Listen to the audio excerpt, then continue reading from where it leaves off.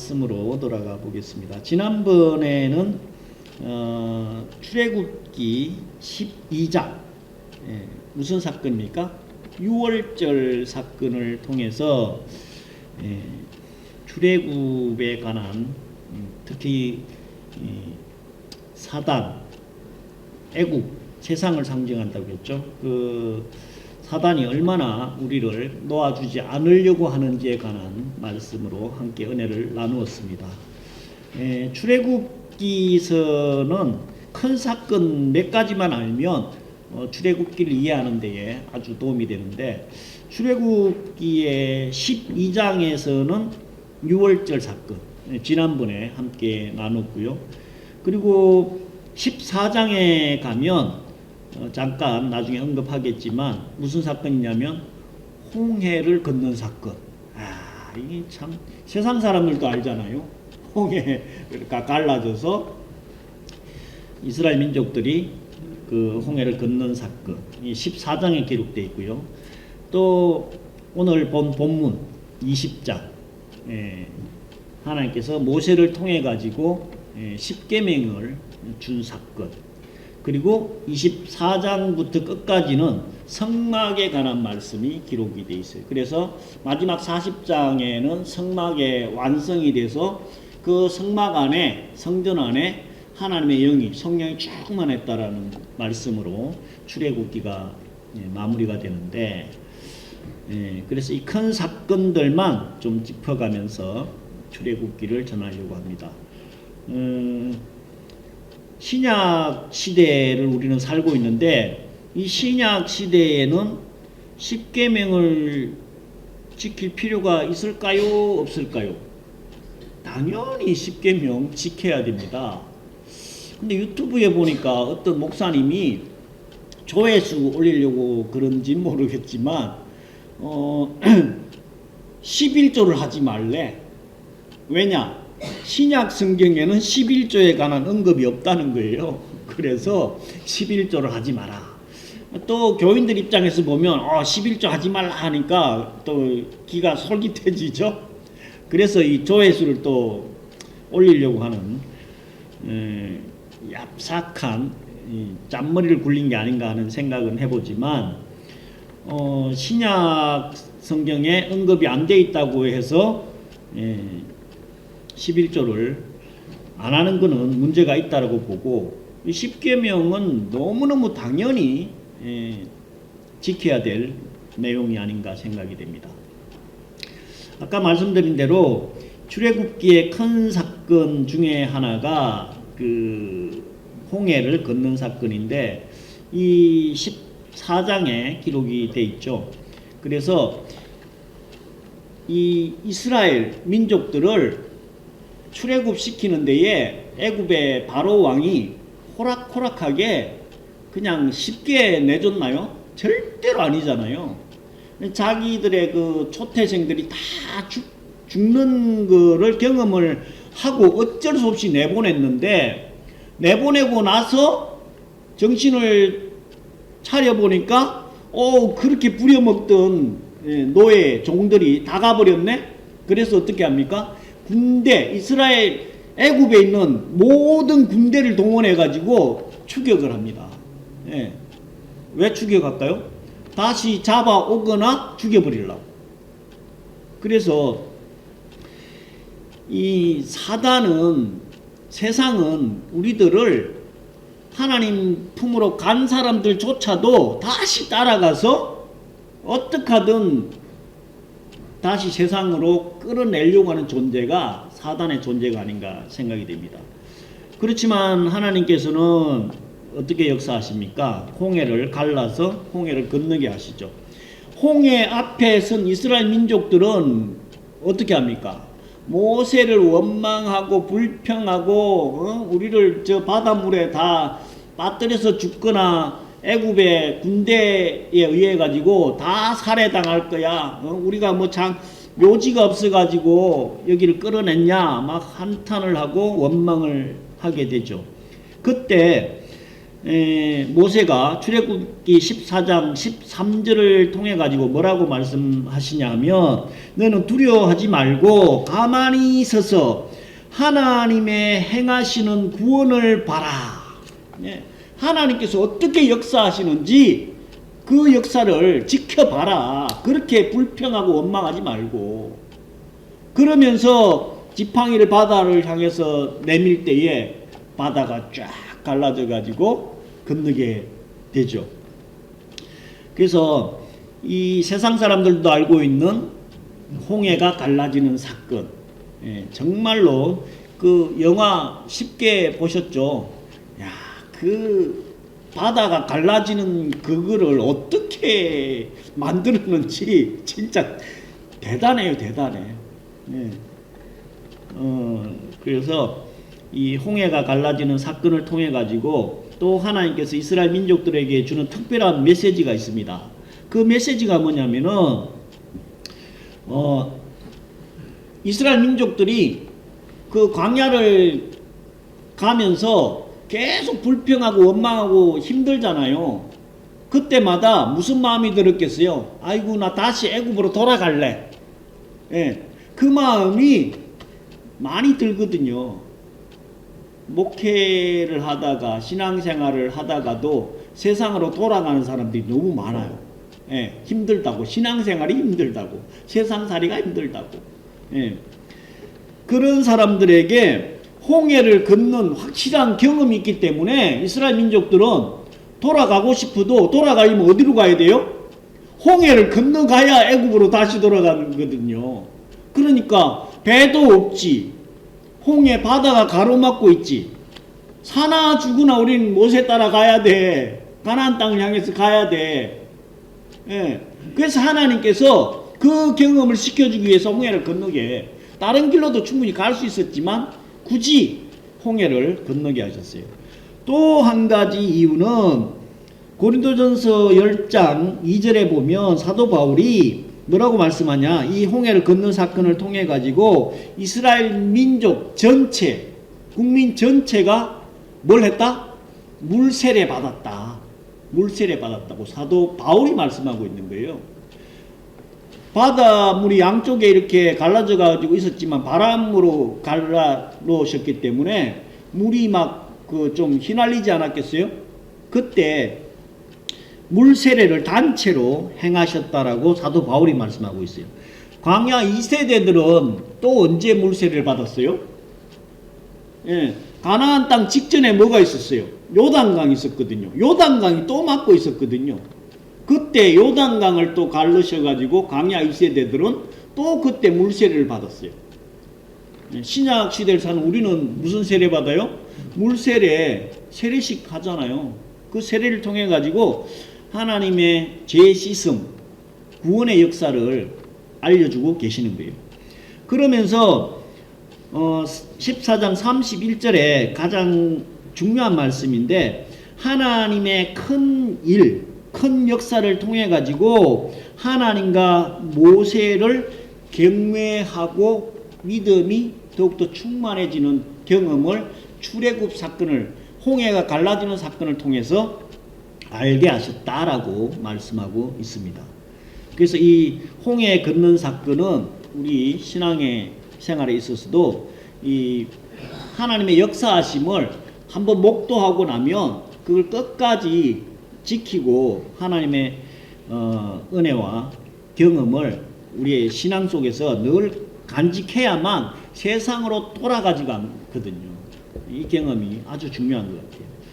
그러면서 오늘 읽었던 본문 출애굽기 20장 일명 10계명을 받은 사건을 기록하고 있는데요. 19장 1절에 보면 지금 출애굽 해가지고 지금 시내산까지 몇 개월이 걸렸느냐 하면은요, 3개월이 걸려가지고 시내산까지 갑니다. 그래서 3개월 만에 시내산에 도착해가지고 거기서 1년 동안 머물게 되거든요. 그래서 그 1년 동안 머무는 동안에 모세를 통해 가지고 하나님께서는 10계명과 성막에 관한 설계도와 성막을 지을 수 있는 내용들을 주고 계시거든요. 그래서 이 십계명 우리는 너무너무 잘 알고 있는데 20장 1절에 보면 하나님이 이 모든 말씀으로 일러 가라사대, 하나님께서 말씀을 모세를 통해서 하고 계시는데 2절에 나는 너를 애굽 땅 종되었던 집에서 인도하여 낸 너의 하나님 여호와라. 이 2절 말씀이 아주 중요합니다. 우리는 하나님을 어떻게 알고 있느냐, 내가 믿고 있는 하나님은 어떤 분이신가에 관한 말씀을 하나님께서 직접 주신 말씀이거든요. 뭐라고 말씀하고 있어요? 너는 애굽 땅, 그러니까 나는 너를 애굽 땅 종되었던 집에서 인도하여 낸 하나님 여호와다. 예. 하나님께서는 우리를 애굽, 뭘 상징한다고요? 세상에서 종되었던 노예로 살던 그 상황에서 구출해낸 그분이 바로 하나님이다. 나다. 이렇게 말씀하고 있는 거예요. 예. 그래서 우리는 하나님에 대한 그 정체성, 하나님은 나에게 어떤 분이신가에 관한 정체성을 분명히 갖고 있어야 되는데 아예 2절에서는 직접 이렇게 말씀을 하고 있습니다. 그러면서 10가지 10계명을 주고 있죠. 첫째 계명이 뭐예요? 너는 나 외에 다른 신들을 내게 있게 하지 말라. 이스라엘 민족들이 살았던 그 시대, 뭐 지금도 똑같아요. 무슨 시대입니까? 다신론의 세상을 살고 있던 이스라엘 민족들이거든요. 다신론이라고 하면 세계에서 신이 제일 많은 나라가 어딘지 아시죠? 어디가 제일 많을까요? 일본. 일본. 또 많은 나라가 또 있더라고. 인도. 힌두교 쪽에. 이 TV 보니까 거기도 막 수천 가지의 신이 있는데, 이스라엘 민족들이 살았던 그 애굽도 마찬가지고 가나안 땅에도 그 토속 민족들이 섬기고 있던 신들도 있었고, 그래서 하나님께서는 첫 번째 계명이 뭐냐? 나 외에 다른 신을 절대로 두지 마라. 이 시대도 신이 얼마나 많아요. 대한민국에도 다 가짜 신이잖아요. 짝퉁들이잖아요. 여호와 하나님만이 only 완벽한 신이 우리가 믿고 있는 그 하나님인데 다른 신을 절대로 두지 마라.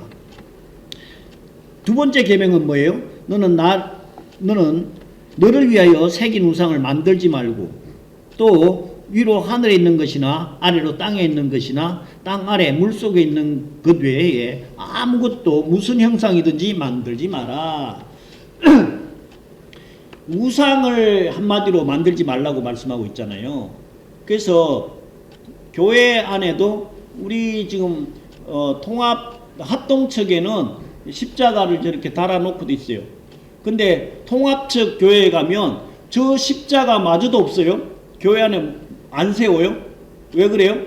저거를 또 우상으로 만들어서 십자가를 믿을까봐 해서 이 통합 측에는 교회 안에 십자가도 없어요. 합동측 우리 교단에서는 십자가를 달아놓는 걸 허용을 하긴 합니다. 그러니까 어떤 거든 하나님보다 더 좋아하고 믿게 되는 그 형상은 만들지 말라는 거예요.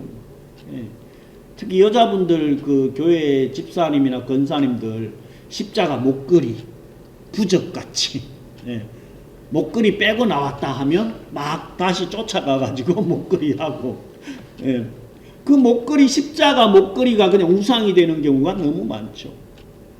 또 뭐가 있을까요? 하나님보다 더 좋아하는 거. 요즘 세상에 물질, 돈, 권력, 명예, 이거 전부 다 하나님보다 더 좋아하는 거는 우상이 될 수 있기 때문에 하늘에 있는 것이나 땅에 있는 거나 물속에 있는 거나 어떤 형상도 만들지 마라. 이렇게 말씀하고 있습니다. 그것이 바로 2계명이었죠. 3계명은 뭡니까? 3계명은 너는 너의 하나님 여호와의 이름을 망령되이 일컫지 말라. 나 여호와는 나의 이름을 망령되이 일컫는 자를 죄 없다 하지 아니하리라. 하나님의 이름을 망령되이 여긴다. 망령되이가 다른 말로 표현하면 뭘까요? 하나님 아버지의 이름을 욕먹이지 마라. 먹칠하지 말라. 이런 뜻이 있거든요. 예. 우리가 잘못하면 특히 뭐 목회자나 뉴스에 나오면 어떤 목사가 이런 짓을 했다고. 예. 그 얘기는 뭐예요? 누구 욕먹이는 거예요? 하나님 아버지 욕먹이는 거잖아요. 예. 그래서 우리는 시골에서는 뭐 잘못하면 잡히잖아요. 너 네 집 새끼요. 네 아버지 네 기요. 어? 너 보니까 네 집 새끼네. 잘못한 건 내가 잘못했는데 욕은 누가 먹어요? 아버지가 욕 먹잖아. 예. 그것이 하나님의 이름을 망령되이 일컫지 말라는 거예요. 욕 먹이지 말라는 거예요. 세상 사람들은 뭐 저 같은 경우에도 목사인 걸 알면 뭐 조금만 하면 할렐루야 막 장난하듯이 농담하듯이 할렐루야 왔어? 막 이러는 사람들도 있어요. 예. 그 사람들은 몰라서 그렇겠지만 하나님의 이름을 함부로 망령되이 일컬으면 안 된다는 이 3계명 어길까봐 이스라엘 민족들은요 하나님 아버지의 이름을 부르지를 않아서 너무너무 오랫동안 못 불러가지고 아예 이름을 잊어버렸어요. 예. 하나님의 이름을 야훼라고 나중에 찾았다고 하는데 그 사람들이 하나님의 이름을 함부로 불러서 3계명 어길까봐 뭐라고 불렀냐면 아도나이라고 불렀어요. 나의 주인이라고 불렀어요. 아도나이 아도나이 하다 보니까 진짜 이름인 야훼를 잊어버렸다니까. 이 정도로 하나님의 이름을 욕먹일까봐 예, 엄청 조심했던 민족이 이스라엘 민족인데 우리는 이 시대는 예, 자기 돈만 좀 된다 하면 이익만 된다 하면 하나님을 파는 거는 뭐 식은 죽 먹듯이 팔아요. 예. 요즘 막 시끄러운데 그 많잖아요. 너무 안타깝죠. 그래서 이 3계명을 정말로 조심해서 하나님의 이름을 망령되이 일컫지 말고 욕먹이는 일은 절대로 하면 안 된다라고 3계명을 주셨습니다. 네 번째 계명은 뭐예요? 안식일을 거룩하게 지켜라. 이 10계명 중에 부연 설명이 제일 많은 부분이요. 이 4계명 안식일에 관한 말씀이에요.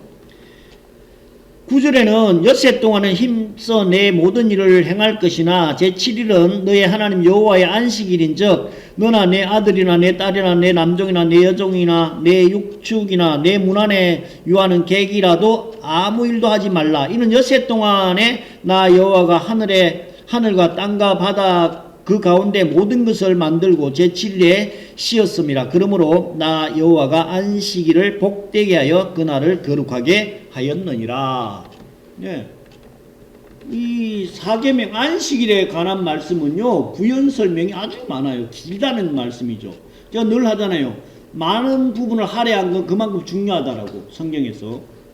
그래서 안식일을 지키는 것이 우리의 너무너무 지당한 의무이면서 또 지키면 하나님께서 그날을 거룩하게 하고 복되게 하셨다라고 말씀 주고 계시기 때문에 우리는 육체를 건강하게 하려면 영양가 있는 음식을 먹어야 되잖아요.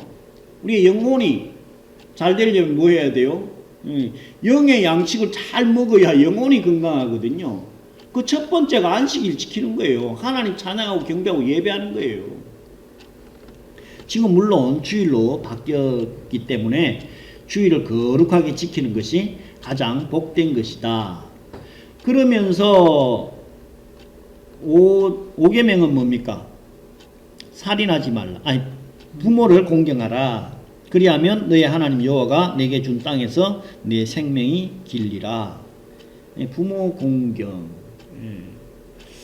요즘은 자꾸 참 희박해져 가는 것 같아가지고 사랑이 뭐 내리사랑이라고 자식들은 계속 사랑하는데 부모에 관한 마음은 식어져 가는 게 안타까운데, 지난주에 저희 시골에 그 아들을 통해 갖고 들은 이야기인데, 시골에 그 97세 된 어르신이 계세요.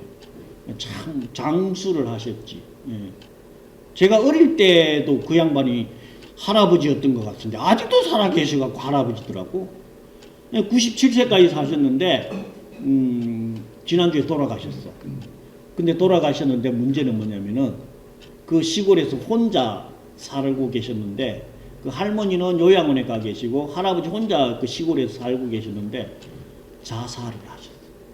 농약을 드시고 자살을 하셨어요. 우울증이 있고 뭐 외로웠겠죠. 자식들은 도시에서 다 나가 사는데 혼자 시골에서 그거 요양보호사가 뭐 온다고는 하지만 얼마나 외롭고 힘들었을까.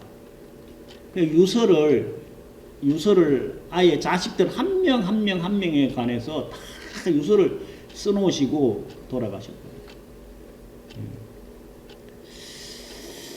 부모를 공경해야 된다, 효도해야 된다. 옛날에는 부모를 농경사에 뭐 지금도 모시고 사는, 도시에서도 모시고 사는 사람들이 많이 있긴 하죠. 또 모시고 산다는 것도 참 힘들긴 하지만 요양원에도 보내가지고 주변에 사람들이 좀 많이 있게끔 챙겨야 되는데, 저도 아버지가 지금 요양원에 가 계시거든요. 지난주에 가서 오랜만에 찾아뵙긴 했는데 마음이 너무 아프더라고. 걷지를 못하니까 그냥 계속 365일 누워 있어야 되는 거예요. 안타깝죠. 6계명 살인하지 말지니라, 7계명 간음하지 말라, 8계명 도둑질하지 말라, 9계명 내 이웃에 대하여 거짓 증거하지 마라. 두세 정인으로만 있으면 죄가 성립이 됐거든요, 유대인들은. 그래갖고 예수님 십자가 돌아가실 때도 증인 세워갖고, 가짜 증인 세워가지고 십자가 지게 하셨잖아요. 그러니까 그 법정의 정인으로, 거짓 정인으로 서지 말라, 이렇게 말씀하고 있고, 마지막 10계명은 이웃의 것을 탐내지 마라. 그래서 이 10계명은 1계명부터 4계명은 하나님에 관한 부분, 5계명부터 10계명까지는 인간에 관한 부분이라고 말씀하고 있는데, 이 부분을 예수님께서 10계명을 아주 간단하게 요약 정리한 부분이 있어요. 마태복음 22장 35절부터 40절까지 보면 바리새인 중에 그 율법사가 그 10계명 중에 어떤 계명이 가장 큽니까? 10계명뿐만 아니라 유대인들은 613가지 계명을 확장해 갖고 만들었다고 하는데, 그래서 하지 말라고 하는 계명이 365가지, 365일 동안 하지 말라는 계명이 365가지고 하라 하는 계명이 248가지라고 하는데, 그 계명 중에 어떤 계명이 가장 큽니까? 라고 바리새인 율법사가 질문을 합니다. 그때 뭐라고 대답하냐면, 첫 번째가 하나님을 사랑하는 것이고 37절, 마태복음 22장 37절에 말씀하고 있고요. 39절에는 둘째는 내 이웃을 사랑하라, 이렇게 말씀하고 있어요.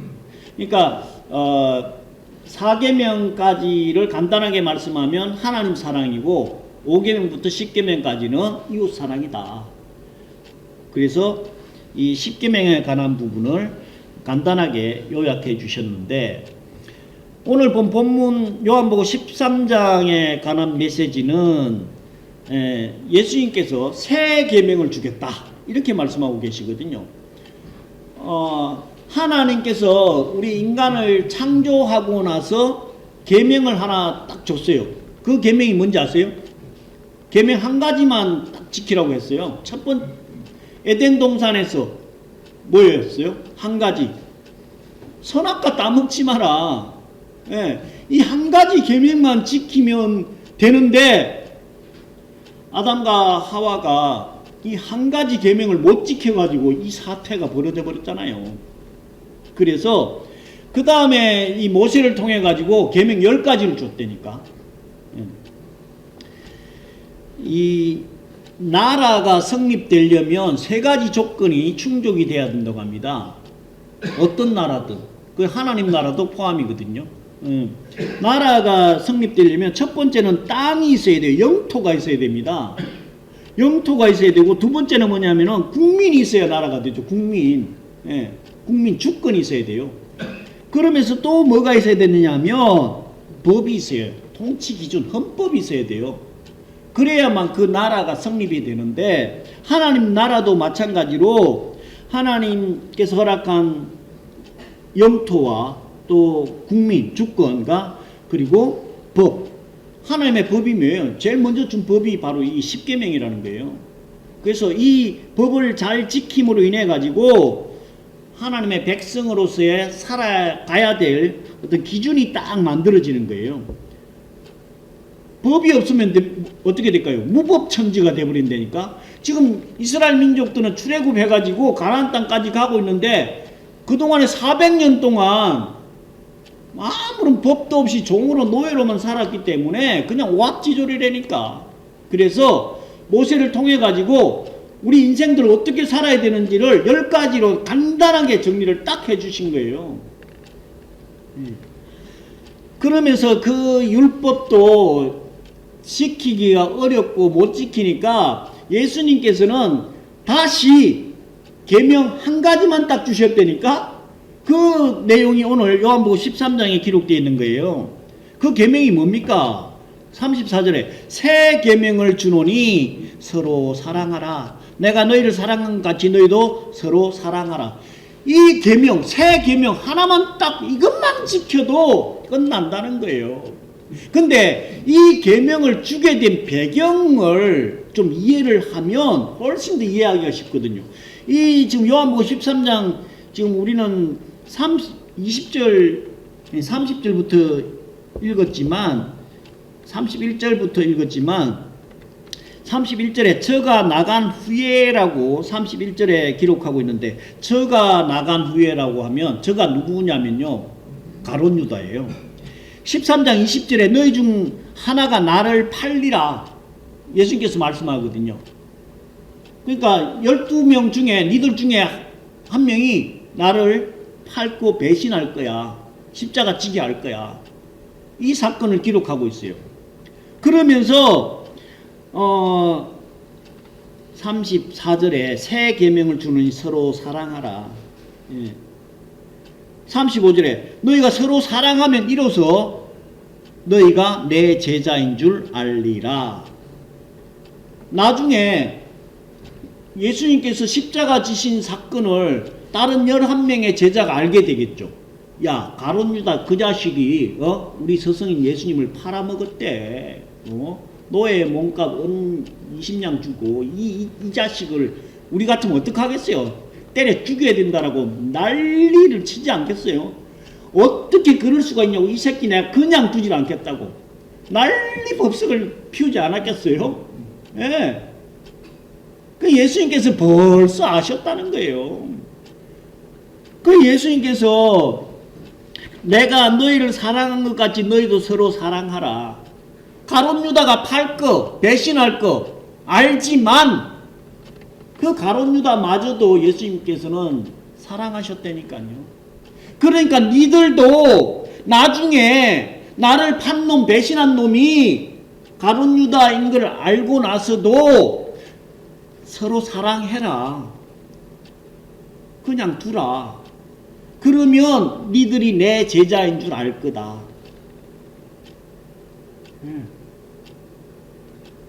그래서 예수님 돌아가시고 난 이후에 제자들이 가룟 유다에 대해서 욕을 했다거나 원망을 했다거나 때려 죽일 놈 살릴 놈 한 내용이 성경에는 하나도 기록이 안 돼 있다니까요. 하나도. 왜요? 예수님께서 가룟 유다마저도 니들이 사랑하면 이로써 너희가 내 제자인 줄 알리라라고 말씀 주셨잖아요. 말씀을 정리를 좀 하고 적용을 해보면 이 시대 우리의 모습은 어떨까요? 세상 사람들의 사랑은 이미 사실 기대도 잘 안 해요. 식어져 버렸고, 뭐 식은 정도가 아니라 너무너무 차갑잖아요. 예. 세상 사람들은 원래 그런 사람들이니까 그러려니 하겠지만, 문제는 뭐예요? 하나님 믿고 있다는 우리잖아요. 우리는 어떻게 살아야 되겠어요? 예수님께서 가룟 유다마저도 니들은 사랑하라고 말씀하고 계셨고 제자들은 그걸 지키셨다니까. 우리의 모습은 어때요? 교회 안에서도 원망하고 불평하고 험담하고 과연 교회 안에도 사랑이 있을까 하는 의문을 품을 정도로 부끄러운 우리의 모습을 발견하게 되는데,